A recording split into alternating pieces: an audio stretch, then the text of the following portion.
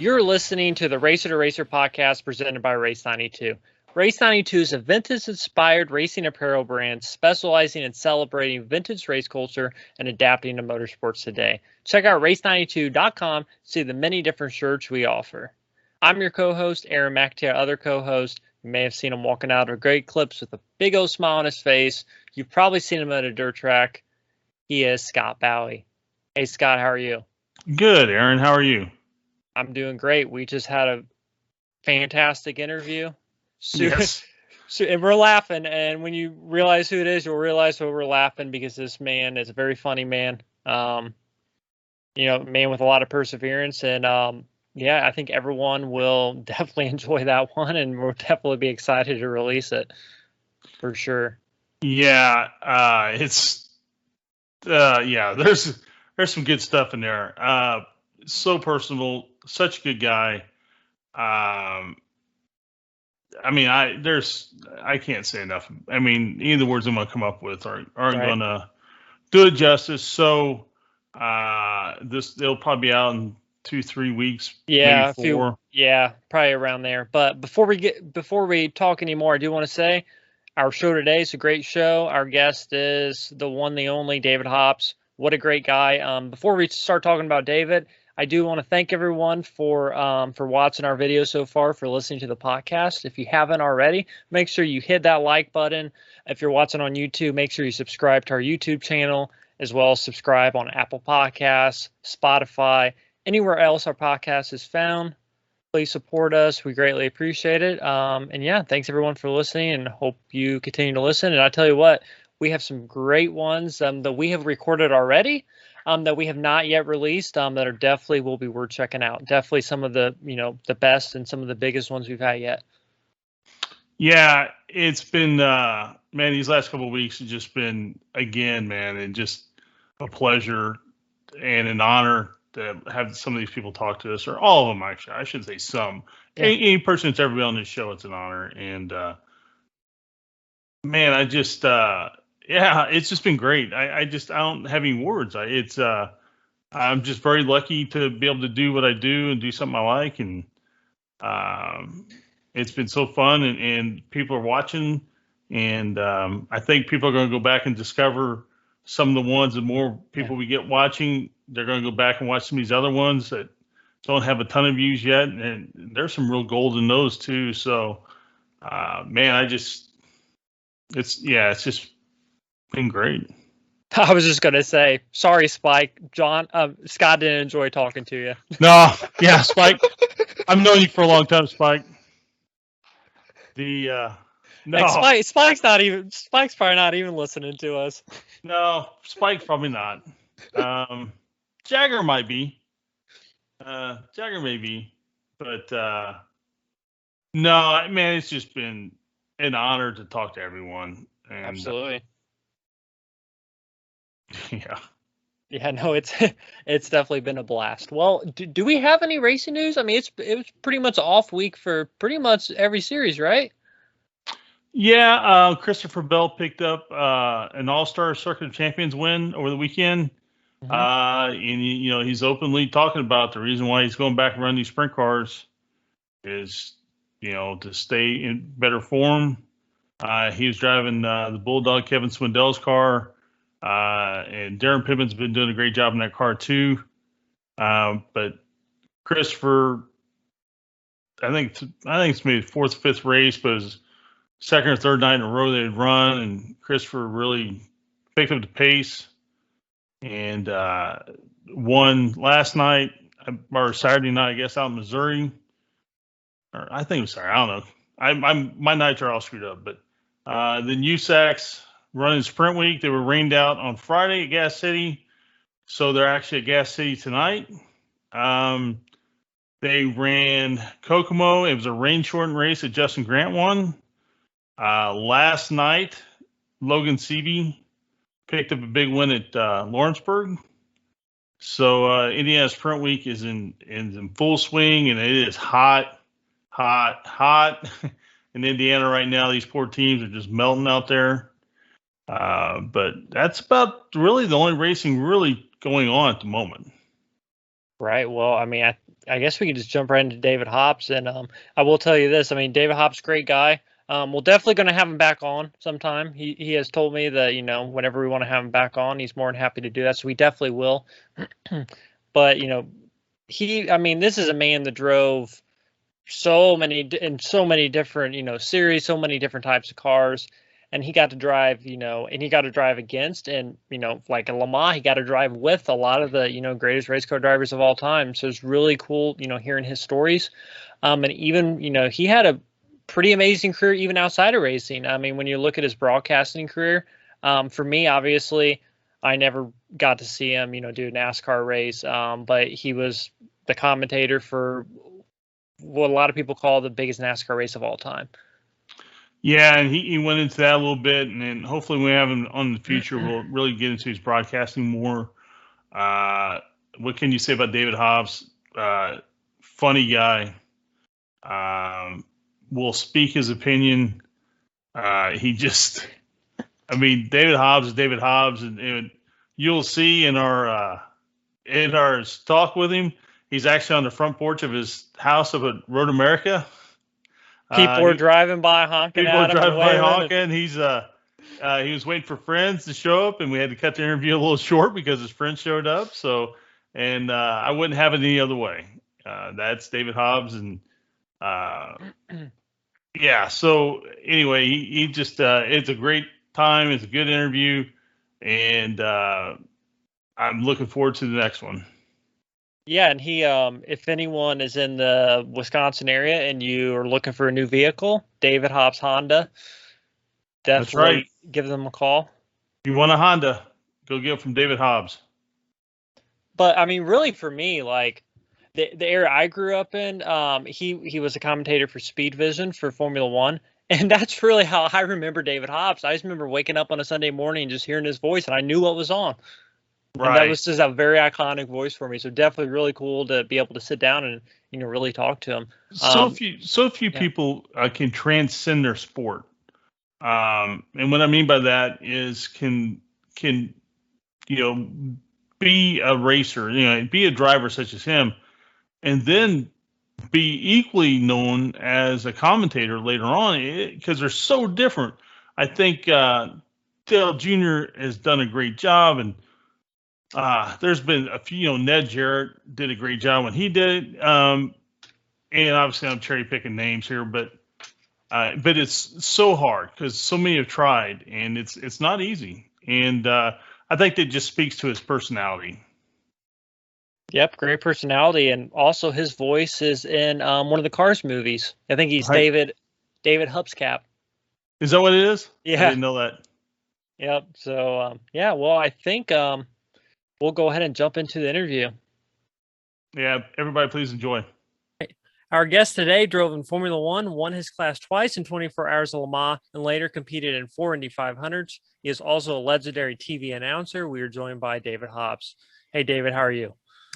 I'm very good, thank you very much, Aaron. And I really like that word, legendary. It's something I think about all the time. Well, no, it's funny. Like whenever I hear the name David Hobbs, I think of like what I remember in the mid 2000s. I used to watch Formula One all the time, and I knew Formula One was on if I could hear your voice. Well, there you go. Yeah. Well, I mean, I had a long racing career, 30 odd years, and about 2/3 of the way through, I started doing the TV work for CBS. And I raced and did TV for, gosh, I don't know, well, about 13 years. And then gave up the racing and just did TV for another 20 odd years. So quite a career in a lot of ways. Never made enough money. Legendary by name, but not by bank account, unfortunately. But can't complain, really. Obviously, I was extremely lucky. And I think that probably of the people I started with, probably 25% of them at least were killed racing. And I wasn't even hurt. To which our friend, Brian Redmond, says, well, in that case, you weren't going fast enough. So, I'll take his word for it. So how old were you when you first got interested in racing? Well, unlike today, where kids start go-karting when they're about 7, right, like Fernando Alonso. I mean, he is a national champion at go-karting and he's still probably in single digits. He's probably not even 10 yet. In my day, we're going back 60 years here, and go-karting was a thing of the future. When I was a teenager, I was quite good at tennis, and I liked tennis, and I played a lot of tennis. And a friend of mine got a motorbike, and I was standing at the side of the road, and he just rode off on this motorbike. I thought, boy, that's what I got to do. And my dad bought me a scooter, a Lambretta scooter, which I used to ride around absolutely flat out with my girlfriend on the back. And after about a year, I thought this isn't going to cut it. So I swapped it for an old Triumph Speed Twin, which was a much more powerful motorbike. I mean, it had like 50 horsepower back in 1952 when it was built. Unlike today's motorbikes, which should go well in excess of 100 horsepower, So, but it was pretty good, and I had always admired Sterling Moss. He was a big hero of mine. I mean, he was fantastic, right? Because he was young and he was fast. He won a lot of races, but he was very charismatic. One of the first actual professional race drivers, I imagine, really. Everybody over here. Because I didn't know anything about American racing then. I'm living in England, and but to me, Sterling was a tremendous professional, and he was very charismatic, and he always hit the headlines. The typical newspapers, it was always Moss crashes or someone's killed in a race that Moss is in, and then oh, by the way, Sterling Moss won. It was all a bit downbeat. They were, racing wasn't very popular in the news in those days. There was no TV and very little radio coverage. Races like Le Mans would have radio coverage. My first goal really was to win Le Mans. So I did it 20 times in the end. And probably I've done it more times than anybody else without actually winning it. Although my very first attempt, I did win the class. It's actually one of my best ever Le Mans, with my first Le Mans in 1962. But so that's so my thirst for speed became apparent when I was a teenager riding this motorbike. I'd always been competitive. I was an athlete at school. I did a bit of everything: track and field, played cricket, played soccer, captain of cricket, captain of school. Academically, I was not very bright. Certainly wasn't very hardworking. Much to my mum's disgust, but there it is. So I got going on this motorbike, and I thought, I think I'll race. I went to a race at a place called Mallory Park. I thought, I think I'll race. So I thought about racing the bike. Then I had second thoughts, so no one. So I raced my mum's car, which was a 1952 Morris Oxford, about as unracing a machine as you could ever find. I was lucky, as much as my dad was an engineer, is an engineering inventor, and he had invented an automatic transmission. And this transmission was well ahead of its time. It was a 4-speed, fully hydraulically operated mechanical clutch, so it didn't have a fluid flywheel, which everything else did in those days. So they were only useful, or only could be used on big cars. Anything above about 3 litre. Anything below that, they were hopeless because they soaked up so much horsepower. And his gearbox didn't do that. And he had a test bed, but he had a B series all this is going to be foreign language to all your listeners, because it was kind of Dad had a little workshop, about a 5,000 square foot workshop with a pit, not a lift, a pit, so they could work on the gearboxes on these cars. And Mum's car was fitted with one of his transmissions to my software. Anyway, I changed the engine and put an overhead valve engine in, because it came with a side valve. And I put an overhead engine, and I bought an MGB manifold. And I was working at Daimler as an apprentice. So I somehow found in my lunch bag a couple of SU carburetors. How on earth did they get it? Anyway, now they're here. I better use them. And I suppose it gave, I don't know, maybe 70 horsepower. And off I set for my first race with my friend Tony Barrett, who was from school. And of course, the car blew up. And I had entered it as a sedan car, what we called in England a saloon car. Because when I got there, the scrutineer, the tech inspector said, whoa, you've got an automatic transmission here. You can't race in a sedan. We're going to put you in the unlimited sports car class. Well, shit. I mean, XK120s, Austin Healey 3000s, TR2s, Lotus Elites. So needless to say, I was running last and finished last. I should have known then that it was a bit of a dodgy sport, but I persisted. But that's how I started, and that was in May the 13th, I think it was, 1959, when your parents probably weren't even born, let alone you. So. Well, my parents were. My parents definitely were born by then, but yeah, my parents were not. Close. Oh, there you go. 61 and 63, so close. Wow. Yeah. Well, my kids were born in 62 and 64. So, good Lord. Aaron, don't embarrass me. Sorry. So I raced that car. Raced, I mean, definitely quotes.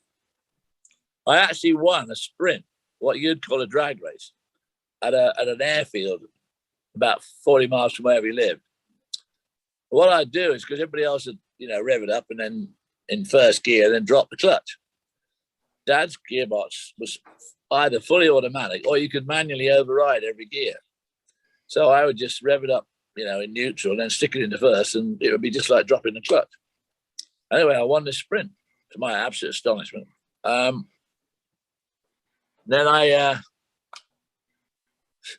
in the following year, 1960, I persuaded my dad to let me race his XK140. Well, because I knew nothing about racing, so I had no suspension. I didn't put race. I raced both on road tires. I raced on Michelin X tires, which were the very first radials. Well, anyway, on the last lap of my first event in Dad's car, I slid off the road and it slid up this earth bank and flipped over. Which didn't go down too well with Dad. But my girlfriend was with me, and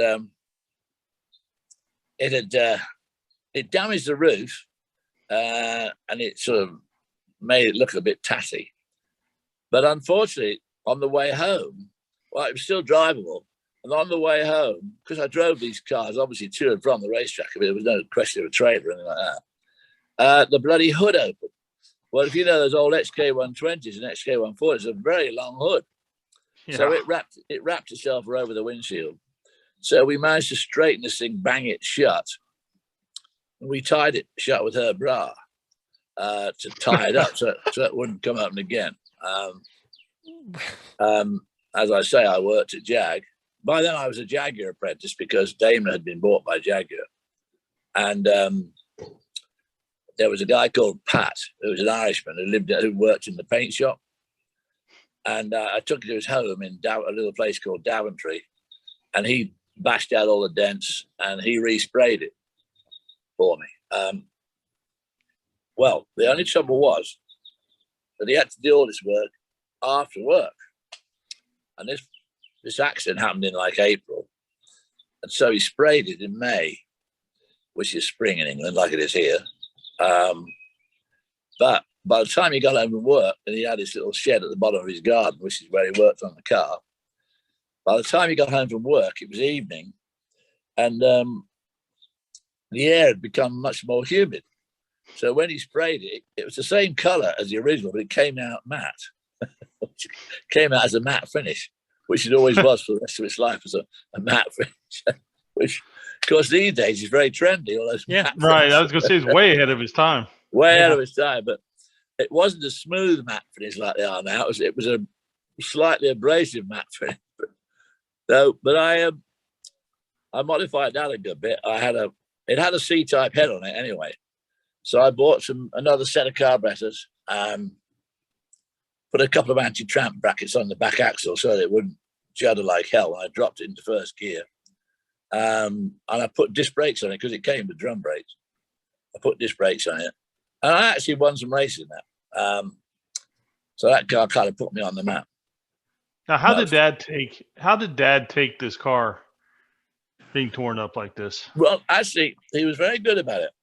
He sort of said, I rang him up to tell him from the racetrack. He said, I know, I saw it on the evening news. Great. Basically, he said, well, you broke it, you fix it. Well, as I say, old Paddy fixed it badly. But then it became quite a well-known car. And gosh, we sold it for peanuts. We took his automatic gearbox out and sold the rest of the car for about 150 quid. That car now is worth about 300,000. But yeah. Hey. So, but Dad's company, meanwhile, had some shareholder interest from another company who wanted to produce his gearbox in mass. And Ford had shown a lot of interest in using the gearbox. Ford of England on the Cortina and the Corsair, which were the real current, very big sellers in England at that time. Unfortunately, it came to no. It didn't work out. But in the meantime, Dad and his board of directors didn't think it'd be a bad idea to buy me a Lotus Elite and put the automatic in it. So Lotus Elite only had an 1100cc engine. This was a perfect way to demonstrate that that his gearbox worked well on a small engine car.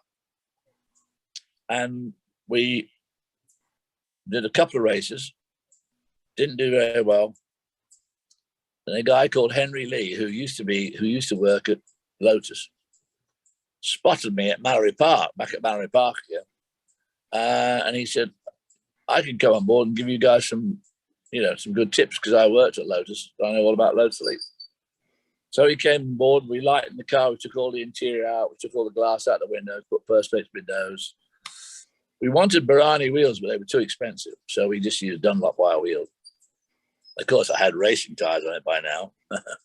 Of course, after I crashed Dad's Jag, I went to Dunlop, which was not far away in Birmingham, and saw their competition manager, and he sold me a set of racing tires. He sold them very cheap. And of course, I used them on the road, which is always a bit hairy. But but of course, they weren't slicks. The Dunlop R5s had tread. So they were good in wet or dry. You didn't change tires; just had newer tires if you had them. And then the Lotus Elite, and in the end, we got that running very well, and we won 14 out of 18 starts in that car in 1961, including winning the class at the Nürburgring 1,000 kilometers in Germany with my friend Bill Pinkney, who was racing a Lotus 11. And we were big pals from back in Warwickshire together. So he drove me and we won the class, which was pretty impressive. We felt very proud of ourselves on the stand there in Germany with those great big laurel wreath, because in those days you wore, and they're playing the old God Save the Queen. We felt very proud of ourselves. And it'd been a good effort because, again, when we got there, one of our friendly competitors, who I'd beaten the week before at Brands Hatch in England, and we flew the car over the channel on a thing called Silver Airly. And We towed it. Not far from the Nürburgring. You know, the thing about Europe is everything's so close together. I mean, the Nürburgring, to me, seemed like light years away, but in actual fact, it was 3/4 of a day's drive. You know, once you got off the ferry at Calais, I mean, Belgium was 80 miles, drove across Belgium, which is another 80. Then you're in Germany, you drove through the Eiffel Mountains, about another 80 or 60 miles, 80 or 90 miles, and there you were there at the track, which was pretty daunting the first day we got there. I mean, shit, it was, I mean, that thing's 14.5 miles long, 175 turns. But I knew that. I knew it had 175 turns, but I had no idea it'd be so undulating. I mean, this thing went up and down. Every corner was either going up a hill, going down a hill, at the bottom of a hill, or on the top of a hill. It was really pretty, but we learned it very quickly because, you know, in our Lotus League, our laps would take us like 10 or 12 minutes. So, and, you know, we had limited resources, so we couldn't just practice all day. I mean, the practice session was probably 5 hours long.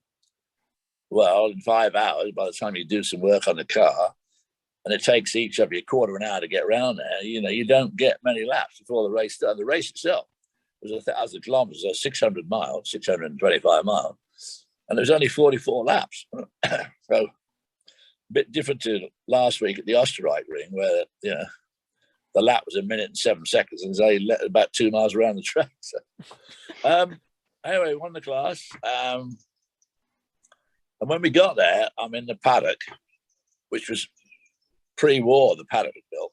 So it was cobbles, not exactly what you call a level setup base. And it was like a horse stable, like something out of Son of Frankenstein, really, you know, all gables and big roofs and very old. And over the tannoy, I said, Achtung, Fahrlager, Herr Hobbs, come to the office, please. Come to the office, bitte. So off we go to the office. And there's this German guy sitting there, and his lederhosen, and he says, Herr Hobbs, jawohl, your car has an automatic Betriebe, yeah? I said, if you need an automatic gearbox, yes. Well, so I am sorry to tell you that one of your competitors has protested you, said you should not be in the up to 1300cc GT class. Oh, because your car is not homologated. So we are going to put you in the sports car class up to 1600cc, which, of course, we had absolutely no hope of winning. But there weren't many cars in it. And the RSK was the hot car then, the 1600 Porsche RSK. Anyway, the one leading on the last lap, he dropped in the ditch. So we won. The good thing about it was the Germans were very methodical, as you know. Still not quite sure how we won the war, but we did. They had a sliding scale of prize money. Well, 1600cc sports car won a lot more than 1300cc GT cars. So we won about 4 times the prize money if you would have won. So that was good. Did you thank your competitor for protesting? Yeah, I figured that. Yeah, he was a pillar. But yeah, so, and that was really, I mean, so that was the start of my real successful stuff, was in the Lotus Elite. And my career just sort of went from there. Because in those days, you know, this Elite, I mean, it cost 1,500 quid, which in its day, I know that inflation, everything else, you know, everything is, but I mean, average income's up like 100% from those days. Average racing cars, average racing costs up about 3,000%. It's just got exponentially greater and greater and greater. So I got in, I'm one of the last sort of guys that got in as an amateur and managed to stay in there. I never had to pay for a drive. I never had to find sponsorship. I was always sponsored, and I was paid to drive. And the year after I drove my elite, I finished my apprenticeship, and the managing director of Jaguar, where I was now an apprentice, was a big fan of mine. And he was Lofty England, and Lofty England had been the manager, the racing manager, when Jaguar won Le Mans in 1955 and 56. He was now elevated to managing director of the whole company. And he was quite a fan of mine, because he often used to be the clerk of the course, we call him. You'd call him race director at Silverstone when I raced there. And he liked the way I raced. He said, you race well. I like the way you race. You keep pushing, and you do well in racing. I like that. I like it a lot, So he got me a drive with a guy called Peter Berry, who had a Jaguar E-Type XKE and a 3.8 Mark II sedan, which Bruce McLaren had driven the year before for this guy. And our very first race was he was invited to do the Continental 3-hour at Daytona. So my first race for Peter Berry was the 3-hour, the very first race they had at Daytona, the road course. Unfortunately, I only did about half an hour, and the bloody fuel pump broke. But Colin Chapman, who ran Lotus, was Lotus, could see the advantage of an automatic shift in Formula One. So he asked us, he asked my dad if he could borrow my Lotus Elite for Jimmy Clark to drive at Daytona, which he did. Because to get to Daytona in those days from England was a bit different from today. You had to fly to New York. Right. I think you could probably fly to Sanford in Orlando, but I don't. We certainly did. We drove down from New York to Daytona. And of course, we drove down on US 1. There was no I-95 then. So we must have got stopped for speeding about 8 times. And Jimmy Clark said, I'm getting fed up. I'll put my hands on the fucking roof. So there's all these state troopers all with their, sharply pressed suit, shirts and all that. And there's sort of, the bear hats, And I shared a room with Jimmy Clark in Daytona, a place called the Carousel Motel, which is gone now. And I was very impressed with Jimmy because the week before that, he'd been racing Formula One in South Africa, and he'd beaten my all-time hero, Sterling North, also in a Lotus. So I thought, this guy must know what he's doing. So he drove my Elite, I drove the XKE, and he was leading his class by miles. Unfortunately, when he came through one and only fuel stop, the blooming thing wouldn't start. It wouldn't. The starter got overheated, and it wouldn't start the bloody engine. So he was out too. So, but we both stayed on. Bill France was very keen on having Europeans at Daytona. I mean, he wanted to make Daytona International Speedway. He wanted to make it a real international track. So he asked us to stay on for the 500, which was like 2 weeks later. So we did. Well, I did. And he got us a drive with Holman and Moody in a Ford Galaxy. And Jimmy Clark and I both drove this Ford Galaxy. Well, I mean, I averaged like 150 mile an hour.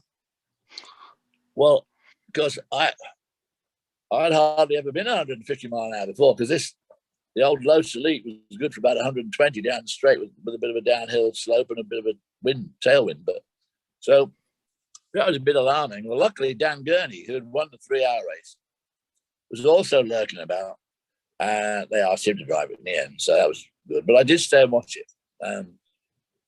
So I watched the Daytona 500 in 1962, which I think was won by Fireball Roberts. I'm not sure. But in the 2 weeks between the 24-hour, the 3-hour, and the 500, Fireball Roberts sort of took me under his wing, and I spent quite a bit of time with him. him and his girlfriend, Judy. And we used to go out drinking quite a bit. And one night, coming home at about 2 o'clock, we stopped on the corner of Beach Street and Volusia Avenue. And to the car radio, Judy and I had a dance in the square at 2 o'clock in the morning because there wasn't a lot of traffic around then. So, but it was all experience. Unfortunately, the guy that owned the car, my car, the E-Type and the Jag, about half his cars were not very, compared to my main competitors, which was a Keep Endeavour, which is run by a guy called Tommy Sopwith, who was grandson of Sopwith planes, you know, the World War One twin wing planes, Sopwith Carroll. He was his grandson, and he was very wealthy. And he ran really good cars from Michael Parks and Sterling. And the other guy that was good was a chap called John Coombs, who was a Jaguar dealer in a little place called Guildford in England. And he used to run Graham Hill and Jack Sears. Well, when I drove this car the first time I drove it, it was obviously we were way outclassed by these other guys. So I persuaded, because it turned out our mechanic was a real amateur weekend guy. He wasn't a real mechanic. So it was a bit it was a shame because Lofty would have gone to a lot of trouble to get me in this car. And I really appreciated it. And I was looking forward to a good year because I'm racing against, you know, some of the top drivers in the world, people like Graham Hill, Bruce McLaren, Michael Parks, some chap called Sterling Moss. And the car was not very successful. I gradually got him to spend a bit more money on the car. We lightened it, or we took it all. I mean, it had all the interior in it. Everybody else got no interior, and you know, so we did all that. And then he went flying, and he got totally bitten by the flying bug. So about halfway through the year, he just quit racing altogether and went flying. So bought himself an airplane and went flying. So that left me at a bit of a loose end. And Team Elite, who were the offshoot of the factory, they had a team owned by a guy called Hunt. And he asked me to drive at Le Mans. They had 3 cars at Le Mans, 3 elites. And yet again, like my first trip to the Nürburgring, my first trip to Le Mans was incredibly successful. I drove with Australian Frank Gardner, who was one of the funniest guys you'll ever meet. And he and I drove in the 24-hour, and we won the class. We won the index of thermal efficiency, and we were 8th overall, which is a pretty stout effort. Yeah. And so that was a good fill-in for the guy that had given up. And then that year I did a bit of this, a bit of that. I drove back at the Nürburgring with Richard Atwood. Mm-hmm. And Richard Atwood, of course, ultimately was an apprentice with me at Jag. And he was a racing driver. His dad, he had a lot of money, Richard. So his dad bought him a proper Formula Junior car. And he had a trailer, and he had a mechanic. Well, he had 2 mechanics. And they had a trailer and all sorts of stuff. And he and I are still very, very close buddies. And we went off to do the Nürburgring again. Unfortunately, we had a mechanical issue. I can't remember what the hell it was, but we were out. And he had said to me, well, look, I'll drive with you at the Nürburgring. And then sometime in the year, we'll pick a date, and you can drive my Formula Junior. Well, the day Julie arrived at Alton Park, which is in Cheshire, in England, and he had a Cooper Ford. And the king of Alton Park was a kid called Keith Francis. And Richard was surrounded by acolytes. They were all all these guys thought Richard was wonderful and all that. And I said, oh, well, David, Keith will probably just absolutely annihilate you, but you might come 4th or 5th, something like that. Well, guess who won the race? Yours. Yeah, guy. Yeah. So, yeah, I won the race. But I had a very lurid slide at a corner called Knickerbrook, which was a fast right-hand sweeper. Apparently, the commentator was going, "Oh my God, Hobbs has lost. He's lost his slide. He's sliding down the control. No, he's got it back. Oh my God, he's got it back." Apparently, Richard and all his friends in the paddock would go, "Oh my God, he's written my car off." But anyway, I won it. So the following year, his team was now called Midland Racing Partnership, and they had been given the Lola factory Formula Juniors to drive, and they asked me to drive one of three cars: Richard, me, and a guy called Bill Bradley. Because the owner of my car, David Baker, had raced, but he felt he was getting a bit long in the tooth for driving, so he let me drive his car, and they paid me £25 a race. So, and I came third in the championship. So it was a good year. It could have been great. I had one of the best races of my life was against Denny Holm, who was driving a Formula Junior for Brabham. He was the worst driver for Brabham. The Brabham BT, whatever the hell it was, it would be about a BT 3 or 4, was slightly quicker than the Lola, but there wasn't much in it. The Lola was a pretty good car. Anyway, we raced the Silverstone race in the spring, which was a non-championship Formula One race, of which there was a lot in those days. And everybody came. Ferrari, the race was full. And the Formula Junior race was a backup race, as well as a support race. And it had an enormous field. It had like 35 or 40 cars in it. Anyway, Denny Holm and I, and usually those Formula Junior races were tremendous scrap, because the cars were so evenly matched. They had about 102 horsepower. If you had 103, you were quids in. But Denny and I mean, we absolutely broke away from the pack. And we had Richard Atwood, Michael Spence, Denny Holm, Frank Gardner, Paul Hawkins.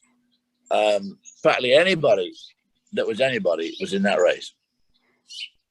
And Denny and I had gone. We were just gone. And I overtook him a couple of times. And he got me back. But I had it all worked out. And about 4 laps to go, the gear lever broke off in my hand. The knob came off the gear lever. So I'm left with this little stump about that big. So it took me a lap to get used to just push it for the downshift, for the up. I push it with my thumb, pull it back with my finger. So I dropped back when it originally broke. Obviously, I dropped back. And on the last lap, I set the lap record, and he beat me by about 10 feet. So that was incredibly disappointing, because I think I could have won that race, which would have made a hell of a difference in my career at that stage. We're now very early on in my career. But I did get the lap record, and I did come second, and I beat everybody else handily. So, and I had another couple of really, really good races in that car. Unfortunately, I never won one, but I had another couple of seconds, and I came third in the championship. Denny Holm won the championship, and I came third. So it was a pretty good year, but Richard's friends weren't too appreciative, because I was giving Richard a pretty hard time. So the following year, they said, "Oh, well, we think it's better if we get Tony Maggs, who was a South African who was very good and had done some Formula One." So they got Tony Maggs in. So I just, struggled on and made the best of what I got. And I kept finding drives here and there. And 64, I came back to the States, my first time after the 62 3-hour. And I drove here at Road America with a guy called Chris Karp in a Lotus Cortina in the 500-mile race. I don't know what happened. I don't know where I think we finished, but I don't know where. I suppose I could look it up in the record book. But yeah. So I came back here. Then I drove a bit of everything, I drove everything. Then in 1968 was my first really, really, really good year. I drove for Gulf for the Ford Gulf DT40. There you go, right there. There you go, right, well done. Right there. And that was a good year. And I drove with Paul Hawkins. It would have been a fantastic year. I had one win. He and I had one win at Monza. We should have won at Watkins Glen. We were a lap ahead of Ix and Lucy and Bianchi in the other car, who normally won. They had an issue with oil pressure, and he was a lap behind us. And the team manager, who had the hots for Jackie Ix, told me before I got it in my last stint, now look, I want Jackie to win this race, so I expect you to let him catch you up and win the race. And although I tried to drive as slowly as I could, but as fast as I could, I wasn't about to piss the team off because it was my first ever really, really, really good drive. So I wasn't about to put it to the test. So he won, and we came second. Now the Gulf hierarchy were all there: the president, CEO, a whole bunch of guys from Pittsburgh. But at the airport the next day, Elmira International Airport, if you want to call it that, Paul Hawkins and I were there waiting to catch our plane back to New York to go back to England. And the guys from Gulf came over to us and said, "Hey, we didn't think much of that yesterday. We didn't think that was right. So how would $1,000 each be?" So they gave us $1,000 in cash, which was more than I got paid to do the race. So we were very happy with that.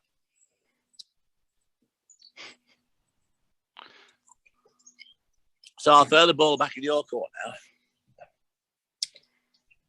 Any other questions? So your first year in Formula One was 67, right? You did 2 races? Yeah. Again, my first Formula One race was like my first trip to the Nürburgring, my first trip to, because it was a non-championship race at Syracuse in Sicily. And it was about, I can't remember how long the circuit was, 6 or 7 miles. And it went through the town and out to the countryside. And the crowd is standing right on the side of the road. Right on the side of the road. And I came third for Tim Parnell in a Lotus BRM. And it certainly wasn't the best prepared car there. We came third, and I was only beaten by the 2 factory Ferraris of Surtees in one car and Bandini in the other. So everybody said, "Oh my God, that's it. You'll be on everybody's list now. The phone won't ring off the hook." Well, guess what? Fucking phone never rang at all. So and then a guy called Bernard White, who was another rich guy, he spotted me and he gave me, actually that race was 66, I think. Wasn't it? Yeah. Yep. Yep. I'm looking at it. So that was 66. And then I drove for Bernard, and then we drove in the British Grand Prix, came 8th. Canadian Grand Prix, I was doing really well, and I spun it and I had to get out to push the car back to get back in again because I couldn't get reverse. And my visor messed it up. And then then he sent me and Mike Hailwood off to South Africa to do the Springbok Series, which was sports cars. And that was a blast. And we won 3 races there. Then Bernard White, then I did. Then I don't think I drove a Formula One car. Oh, I drove a Honda. I drove the factory Honda in the 1968 Italian Grand Prix. And they had 2 cars. They had their own V8 air-cooled engine car, which was a magnesium chassis, which was really flexible. So you couldn't set the thing up. It was very difficult to set up because it's too flexible. And they also had the new chassis designed and developed for them by John Surtees, along with Eric Broadley at Lola. So they called it the Hondola. And it had a V12 air-cooled, a V12 water-cooled. So all day Friday and Saturday, they made, because in those days, there was no qualifying. practice would be like 3 hours, and every lap counted. So for qualifying. So if you did a hell of a lap first thing Friday morning, that might be pole. In the V12 water-cooled car, which we tested at Silverstone, I broke the lap record, which was currently held at the time by Chris Amon in a Ferrari. So I was getting along pretty well with that car. But then when we got to Monza, they wanted me to try both cars. So all day Friday and Saturday, I'm hopping in from one to the other. And of course, they handled just completely differently to each other. And the engine, the V8 air-cooled, was incredibly, not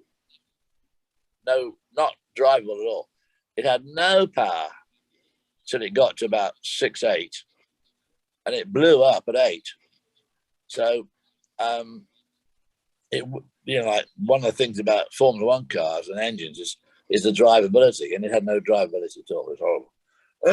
So they said, eventually, Mr. Nakamura, who was the chief engineer and the team manager, said, "Which car you like to drive, David?" And I said, "The V12." But as I've been chopping and changing, I mean, I qualified like 15th. And John Surtees in his V12 Honda was on the pole. In the race, I think I got up to about 4th, and it dropped a valve. And so I was out. And at the Lesmos, which is those two right-handers, you go all through the very fast right-hander, the curve at Gravity. Now they got a chicane. In those days, you just went straight down to Lesmos. And there were two right-handers. And the guardrail was about 4 feet from the track. Now it's massive runoff. And Chris Amon had gone off there in a Ferrari and leapt over the guardrail into these trees. And I thought, shit, he's got to be dead. And anyway, a couple of laps later, there's old Chris Amon leaning on the guardrail looking out. Well, good God, how the hell did he get away with that one? Anyway, they had me all down to drive for them in 1969. But unfortunately, end of 68, they decided to pull the plug on Formula One and concentrate on developing the Civic engine for American production, low emissions engine, because they wanted to have a low emissions engine without using a catalytic converter. So they put all their engineers, including Mr. Nakamura, on developing that. So I didn't drive for them in 69. I did drive again in 69 for John Surtees. Well, by then, John Surtees had gotten to Formula 5000. So in 69, I drove for John Surtees in his Formula 5000, which was a Surtees TS5. And he had done a deal with James Garner to run a team over here. Well, John Surtees had a way of making things go wrong. So that never worked out. So I did a few races in Europe, and I won his first ever event for a Surtees. I won the race at Mondello Park in Ireland, which is another long story. Then he decided to send me over here to do the Formula 5000 Championship. Unfortunately, we didn't come till the Road America event, which was race 7 of 14. And I fell out on the first lap. We went on to 7, so we were out. But then, from then on, of the 6 races left, I won 3 of them. And I lost the championship by 1 point to Tony Adamowicz, which was very disappointing. The following year, we came back again. And again, we started late, and I came 3rd. And the following year, Roger Penske asked me to drive the Ferrari 512 with Mark Donoghue.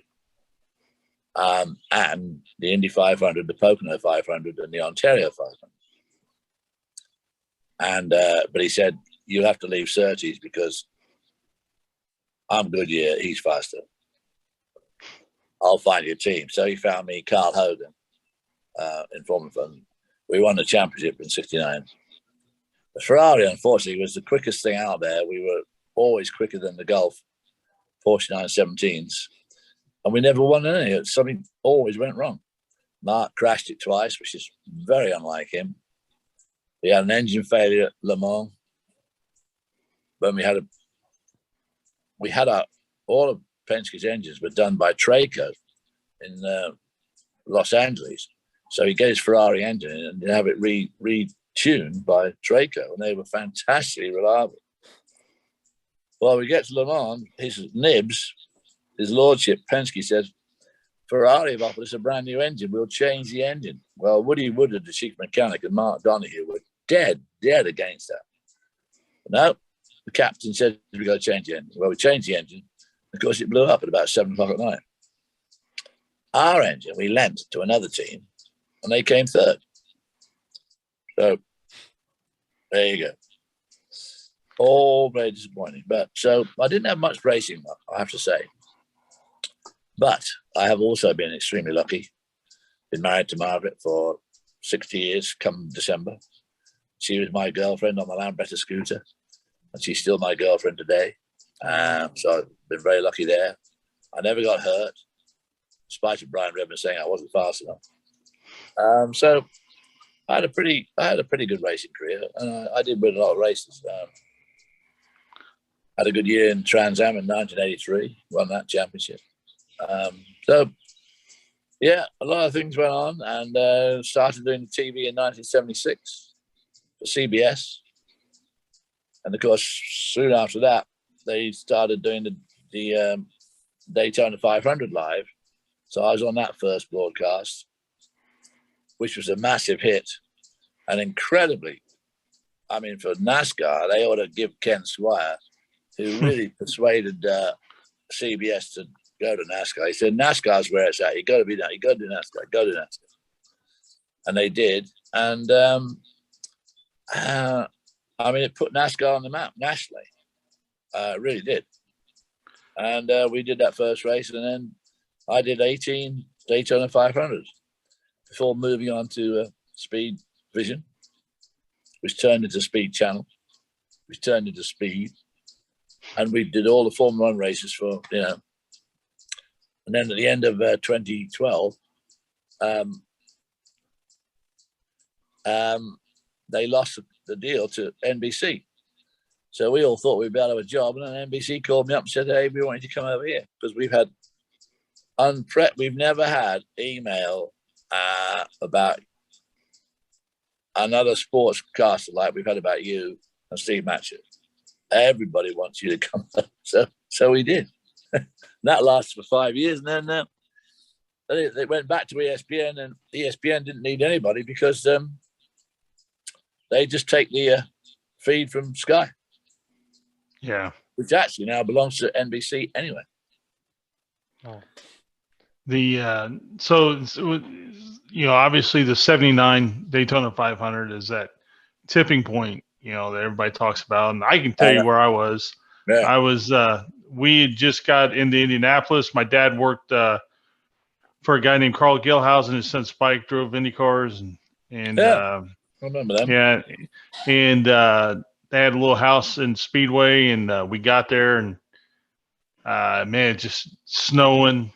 You know, it was a big snowstorm, and I'd go outside and shoot baskets for a little bit in the snow until my hair would freeze, and I'd come in and thaw out. And I was watching a race, and Richard Petty was my hero driver. Yeah. And I watched the last laps, and you know, had some crazy finish, and he wins, and you know, you got the fight, and it really was like this magical moment. Somehow, you know, you know it. And like you said, yeah, like you were saying, or maybe I've seen it somewhere else, but you know, the entire country's snowed in. The eastern seaboard is snowed in. Right. So, I mean, they had nothing else to do but to watch that race. I mean, CBS were very cautious about the whole thing. I mean, they spent a lot of money. I mean, they did a good job. They had right production crew, and they had good producers and good directors. They had their top baseball director and one of their top at the time producer, and they took it seriously, and they did a good job. And then people like Brock Yates did 100 B-rolls. Oh, he went down to see Junior Johnson. He went to see everybody. I mean, they had hundreds of hours of tape to put in that show, and of course, never needed any of it, hardly. Right. And of course, that last lap where Cale and Donnie Allison had to, they get out and start fighting. Ken's about going hysterical. I'm joining in. And then, of course, Richard comes from way back third and wins. So the crowd are like, you knew, obviously ecstatic that Richard's won yet another Daytona 500. Right. Meanwhile, Bobby Allison on the slowdown lap gets round to turn 3, leaps out of the car. He joins in the fight as well. I mean, you couldn't have had a better finish. You couldn't have had a better finish if you tried. And it put NASCAR on the map because, as you said, that snowstorm up north, and it was a magic formula. So, but I mean, and I did another. That was 79. My last run for them was 96. So whatever that is. And I went to join Speed Vision that year, and with actually a guy called Roger Warner started Speed Vision, and he had been the original top man at ESPN for years, and he was mad on Formula One. He got Formula One for ESPN way back with Jackie Stewart and John. Christ, what's his name? Doing the commentary, and so he loved Formula One. He had a bit of an in with Bernie Eccleston. So as soon as he started Speed Vision, even though ESPN had the rights, he managed to somehow do a deal with Bernie that we could show it again on Monday night. And then within a year, we had the rights. So I've been doing Formula One, for, well, of course, with CBS. I mean, my first Formula One race was the 1976 Watkins Glen race with Ken. We did the Formula One race there. We did Formula One there. We did Long Beach 2 or 3 times. We did the British Grand Prix 2 or 3 times.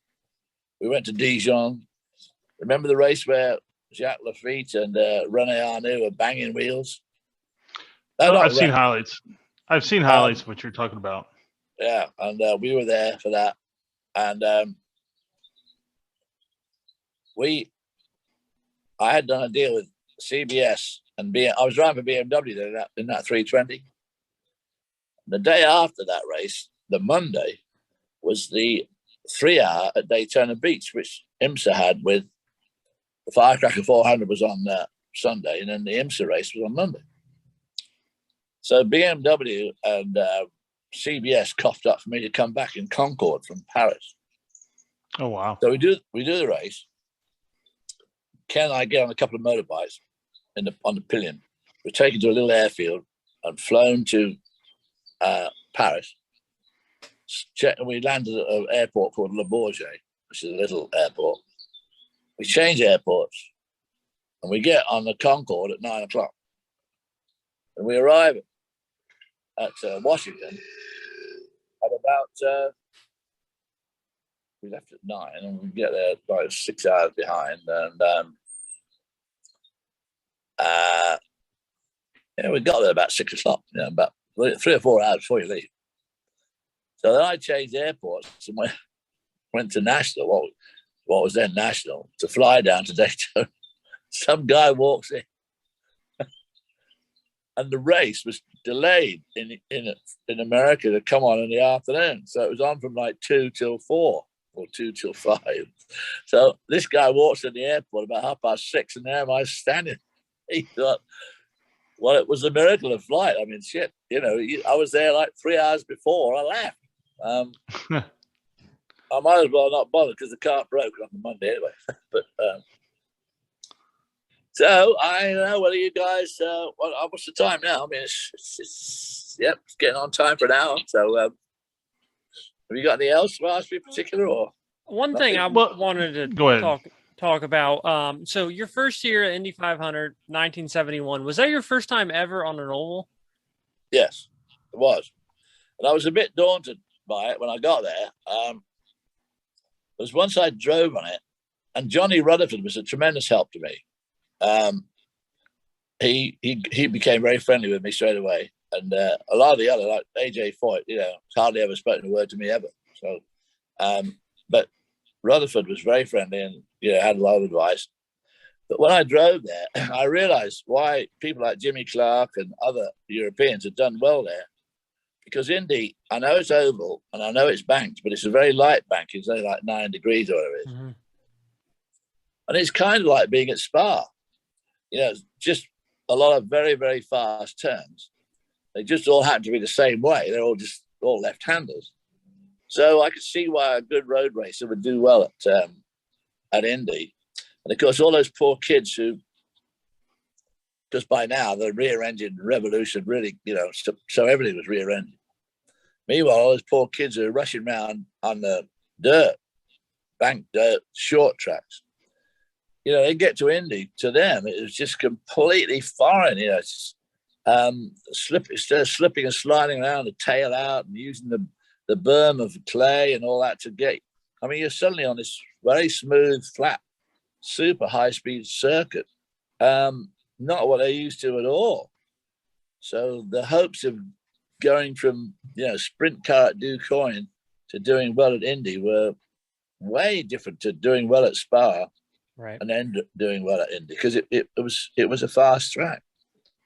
And I could see why those guys were getting very disillusioned and very pissed off, because it was not like what they were doing at all. So you drove obviously in Le Mans and also Indy 500. How do you? I've been to the Indy 500 many times. I've never been to Le Mans. One race I want to go to. How do you think like the pageantry and just the tradition kind of compares between the two? Like, do you think the 500 is a bigger deal in America, or is Le Mans a bigger deal in Le Mans? Well, they're such different cultures. The pageantry at Le Mans there's a bit of pageantry, but it's nothing like Le Mans. Indy, race day at Indy is something else. I mean, all that pageantry, the bands, the cars, the driver presentation. Now, Le Mans has as many people almost. I mean, there's a couple of 100,000 people in those grandstands right on start finish. But of course, it's 8.5 miles around, so you can get a lot of people in there, hell of a lot. And there's a lot of pageantry involved, but it's not quite to the extent of Indy. And I mean, the French and the Brits like to watch the Indy 500 a lot on the TV. They all watch it now because they realize there's all clever stuff. It's not just a case of going left. They used to be very scathing. Oh, well, all you do is turn left. It's so easy. But I mean, it's not easy. It's very difficult. And of course, the car setup is so crucial.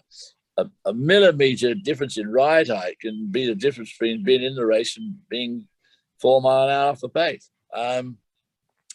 But Le Mans is a fabulous race to do because it's 8.5 miles.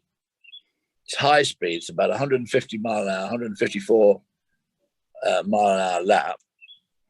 And it's got a lot of variety. So if you're going to do a 24-hour race, that's the place to do it. The Daytona 24-hour, on the other hand, it's a bit, you're in like in a fishbowl. You bollock all the way around that bloody banking. Then you got the chicane, the bus stop. And then you're into the infield and it's all tight stuff. And, it's very tiring and of course, nowadays, it's lost a lot of its, whatever the 24-hour you expect to have, because it's all floodlit. Whereas Le Mans, you get out past the pits. So it's pitch bloody dark. And you've got to use your headlights. I mean, it's very dark out there. But again, being on the middle weekend in June, it's a very short night in Northern Europe compared to Daytona in January. So, at Le Mans, it doesn't get dark until about 11. And it gets light at about 4:30. Whereas at Daytona, it gets dark at about 6:30. And doesn't get light again until about 7:30. So you've got a lot of dark. Now, as I say, that kind of has lost its importance now because it's all flooded anyway. So that kind of spoils it. But the Daytona circuit is definitely, it's pretty wearing. But Le Mans, I just love Le Mans, those fast sweeping curves. Now, I've never driven there since they put the chicanes in. My last race at Le Mans was the year before they put the chicanes on the straight. So that adds another, 8 serious turns. I'd say turn in, turn left, right, left, right, 2 chicanes. So, and it changes the dynamic a lot with gear shifts, braking, and all that sort of thing. Because nowadays the cars are so blooming reliable, you can just drive flat out at the moment. You don't have to worry about nursing the car anymore. You don't have to nurse the driver because there's 3 of them. In my day, there was 2, and you had to nurse the car and nurse yourself. I mean, I used to put my uniform on Saturday afternoon and not take it off till Sunday night. I mean, no question of taking my uniform off and putting another one on. I'd never got it on again because I didn't have another one. Nowadays, the Audi drivers or whoever, they go to their motorhome, which is a gigantic fucking home, like a hotel. Some girl takes their uniform, puts it straight in the washing machine, new headcloth, new helmet, new gloves, new shoes. And of course, with 3 of them, you could have 6 or 7 hours off. If they do, each of the other guys does a 3-hour stint. We used to do 4.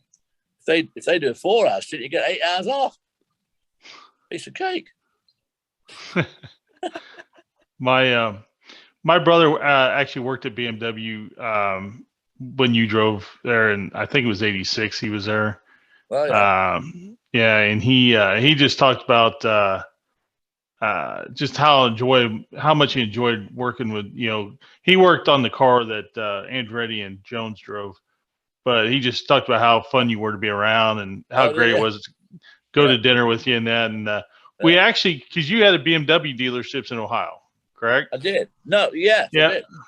Yeah, because I had one in Houston for a bit. Yeah, we actually got a couple from you when they were in Ohio. So Oh, did you? Oh. we were actually even customers. Oh, good for you.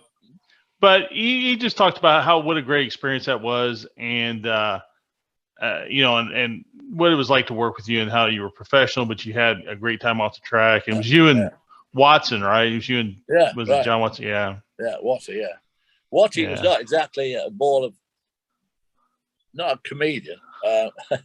Bit serious.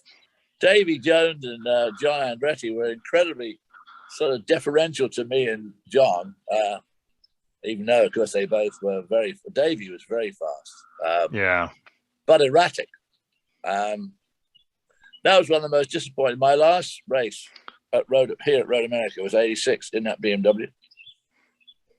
And we were on the front row. On lap 1, Davy had a huge crash at the kink. Nearly took out the entire field, but luckily flew over the heads of everybody and hit the ground the other side. So everybody got through unscathed. And Watty started our car. And we were up there in the lead. And the guy then to beat was Al Holbert with Derek Bell and he in that Lowenbrow 962. And I was going up the main straight, and right in front of me was Derek Bell in the Lowenbrow car. And I was about to lap him. And going down into turn 5, the bloody thing just died. I mean, it just sputtered to a halt. And some wire apparently had come off in the ECU and it had gone to full rich, just like pulling the choke out. So the next morning, it just fired up, boom, just like that. That was a very disappointing race. I'll never forget it. I mean, we could have won that. And that would have been my last trip here, and it would have been a perfect end. But it wasn't. And what are you going to do about it? I mean, now, of course, all so long ago, and I don't really give a shit anymore. So, right? Yeah. I mean, he was talking. He was saying the same thing. How disappointing it was. You guys were so fast everywhere you went, and you just only got the one win. I think as a team, as a total team, I think you had the one win, I believe. Yeah, which Davey and John had. Yeah. Then Watty and I were leading at Portland, easy. And when we made the driver change, Watty got all tangled up in the seat. So we didn't. Then we went to Sears Point, and we're leading there. And Lynn St. James was driving that Ford, the The probe or the was it a probe? Yeah. Probe. And I don't know whether I think she tried to get out, but I think Watty just misjudged it and clipped her, and we're out of that. Then we went to Daytona for the final race in November, and we ran out of gas.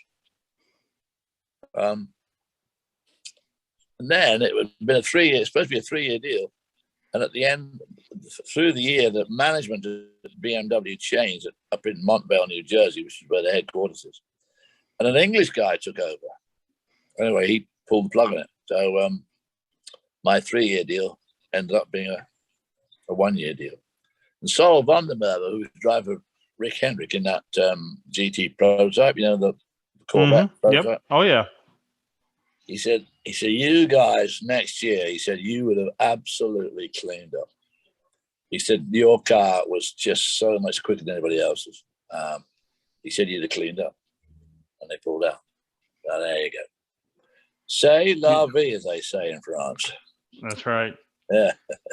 So what was it like when you went to drive for Penske? You hear all the stories about Penske Perfect and all this, that, and the other. And of course, this was early in his racing. Of course, he had obviously been a driver, but this was fairly early in his car owning era. Well, he was Penske Perfect then. I mean, he was very, very meticulous, and it showed in the cars. I mean, that Ferrari 512 was about as beautiful. Oh my God, it was so different to all the other 512s. And so much quicker. I mean, it was just dynamite. And he had great crew. People like Woody Woodard and the other guys there were also tremendous. And they all liked working for him. I mean, that was the thing, everybody said, but he's difficult to work for. He wasn't difficult to work for at all. He's a piece of cake to work for because you know exactly what he wants. Yeah. No agenda, right? He just wants to win. No agenda. He wants to win. He just wants to win. And he knows how to do it. And he makes sure that you know how to do it. I mean, he took issue with my hair. My hair was a bit long in those days.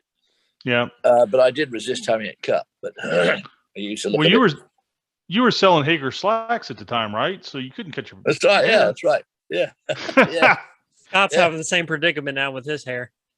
Yeah, I am. My hair is really long now, but that's because I'm lazy. But mine wasn't that long, but it was longer than he liked. Because right. Mark always had a buzz cut and that sort of thing. And but Mark and I, our times in the car were very, very similar. And we were just quicker than the Porsche 917s, which of course suited me just fine because they had not renewed my contract after the 1969 season with the Ford GT40 because Porsche didn't like me for some reason or other. And so I never drove for them. So it gave me a lot of satisfaction the year after. That was 1970. Gave me a lot of satisfaction in 1971 when we were so much quicker than them everywhere we went. Daytona, Sebring. Le Mans was a bit of a toss-up because they had the long tail and we didn't. Of course, Watkins Glen. We were gone. Watkins Glen, the steering post broke. What the hell brought that on? I don't know. But it never broke in my hands. Anyway, gents, it's going to be cloudy here now. What's happening here? So, anything else? You got anything, Aaron? I don't. Scott has a question he always likes to ask. I always do ask a question, and my question is, it's open-ended. It could be anyone. It could be a family member. It could be someone we never even heard of. We always like to give the racers we speak with a chance to talk about someone who influenced their career. That like maybe a person who meant the most to them, or maybe a person who behind the scenes that nobody's ever heard of. Well, I mean, I've been to a lot of people in 70 years of racing and TV. But I suppose the person who had the most influence on me really would be back to my wife, Margaret, because she stood by me since she was only 14 when I first started going out with her, and she never once hesitated to not support me in my racing endeavors, not once. I mean, every time I used to leave the house with the two little kids there, Greg and Guy, and she never once said, I just think you ought to stop this. It's dangerous, because it was dangerous as hell. Oh boy, So she's always been a huge support, and she's always been there. Other people have come and gone, and I've learned a lot from a lot of those other people. But in terms of actual real support and influence, it would be her. Oh, that's great. Yeah. And I've said this on the show many times. The mothers and wives of the drivers play such a big role, and I don't care what level of sport you run in. They're always play such a big role. So I think that's great. Would you have changed? Like, I realize the money's better today. You make more money today. I get that, but would you have ever wanted to race in a different era than what you ran in? Because you actually got to span the whole, really a great portion of the era. Even today, you run into BMWs, run high ground effects cars, that sort of thing. I was very happy with the deal I was dealt, the hand I was dealt. So I can't see it being any better now than it was with my day. I really can't. Right. I mean, it's safer, definitely safer. Oh, right. But I don't know it's as enjoyable. I don't think I'd change a thing, really. Well, that's great.